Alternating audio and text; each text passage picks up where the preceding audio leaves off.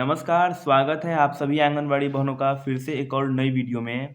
बहनों, आप सभी आंगनबाड़ी बहनों के लिए आज की बहुत बड़ी खबर जारी की गई है, जिसके अनुसार अब आंगनबाड़ी बहनें, जिन-जिन बहनों का मानदेय में बढ़ोतरी नहीं की गई है, उन सभी आंगनबाड़ी बहनों द्वारा अपने आंगनबाड़ी सेविका एवं आंगनबाड़ी सहायिका, इन पदों की छोड़ने की बात की जा रही है।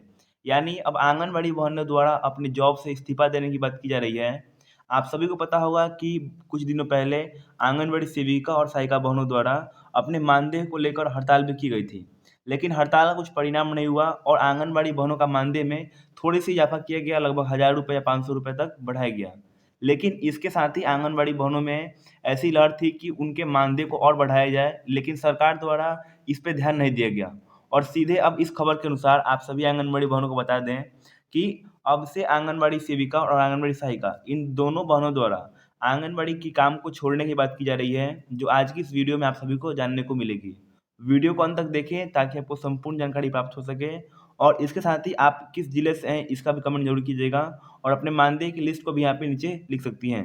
तो चलिए बिना देरी के हम आज की इस वीडियो को शुरू करते हैं। देखिए, जिस प्रकार से हमने बताया था कि सम्मानजनक मानदेय नहीं बढ़ाने पर बीएलओ को काम छोड़ने का आदेश सेविका द्वारा, यानी आंगनबाड़ी बहनें जो हैं, सेविका बहनें हैं, उन्होंने अपने काम को छोड़ने के लिए बीएलओ को निर्देश दिया है क्योंकि उनके मानदेय में सम्मानजनक वृद्धि नहीं की गई, यानी उनके मानदेय को नहीं बढ़ाया गया। अगर आप यहाँ पढ़ेंगी तो लिखा गया है सेविका एवं सहायिका संघ की बैठक में संगठन की मजबूती पर हुई चर्चा और नीचे यहाँ पे पूरा यहाँ पे जानकारी दी गई है कि किस प्रकार से संगठन में बातचीत हुई और क्या क्या आंगनबाड़ी बहनों द्वारा इस जो निर्णय लिया गया है, जिसमें वो अपने काम को छोड़ रही हैं, वो निर्णय पे अमल करेंगी या नहीं करेंगी। यहाँ देखिए लिखा गया है आंगनबाड़ी सेविका सहायिका संघ की बैठक लूथर बगीचा में शनिवार को हुई। इस संगठन में मंत्री रामचंद्र गोपाल और जिला अध्यक्ष ममता गुप्ता उपस्थित थी। मौके पर संगठन की मौजूदगी को लेकर चर्चा भी हो रही थी और इसके साथ ही हम बता दें कि जो खबर है झारखंड राज्य से यहाँ पे जारी की गई है, जो आंगनबाड़ी बहनें वहाँ की हैं। फिर यहाँ लिखा गया है संगठन मंत्री रामचंद्र गोपी ने कहा कि जनवरी से पोषाहार का पैसा नवंबर तक बाकी है। मानदेय भी नहीं मिला है तो 3 साल के बच्चों को भीषण गर्मी में केंद्र में रखना मुश्किल हो रहा है। गर्मी की छुट्टी की व्यवस्था नहीं है, ऊपर से लगातार सेविका सहायिकाओं पर काम का बोझ बढ़ाया जा रहा है, लेकिन मानदेय दैनिक मजदूर से भी आधा यहाँ पे मिल रहा है।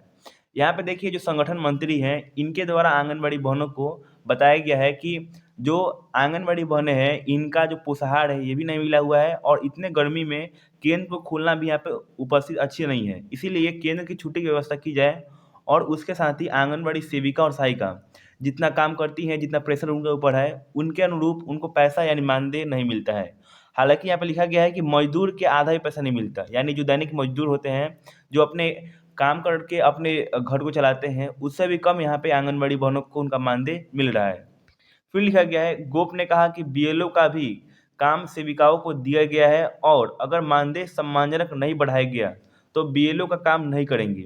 यहाँ देखिए आंगनबाड़ी बहनों को बीएलओ का काम भी दिया गया है और इनके द्वारा बताया गया है कि अगर आंगनबाड़ी बहनों का मानदेय नहीं बढ़ाया जाएगा, यानी मानदेय में वृद्धि नहीं की जाएगी, तो आंगनबाड़ी बहनें ये काम को नहीं करेंगी।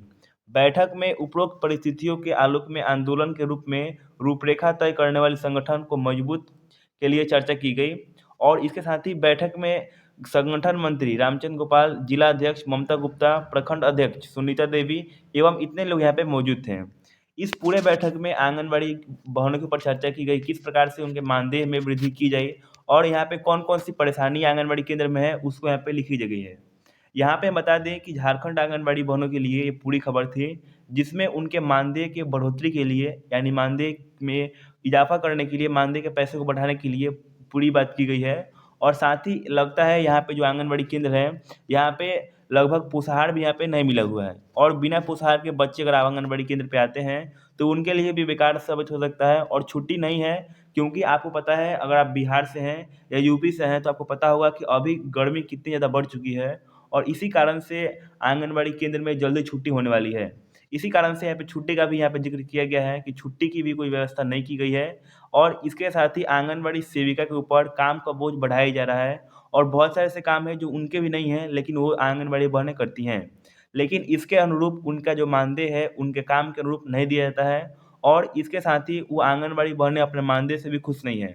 अगर आप भी एक आंगनबाड़ी बहनें हैं या आंगनबाड़ी सेविका या सहायिका हैं, तो आपको पता होगा कुछ दिन पहले आप सभी के द्वारा अनिश्चितकालीन हड़ताल पूरे प्रदेश भर में किया गया था।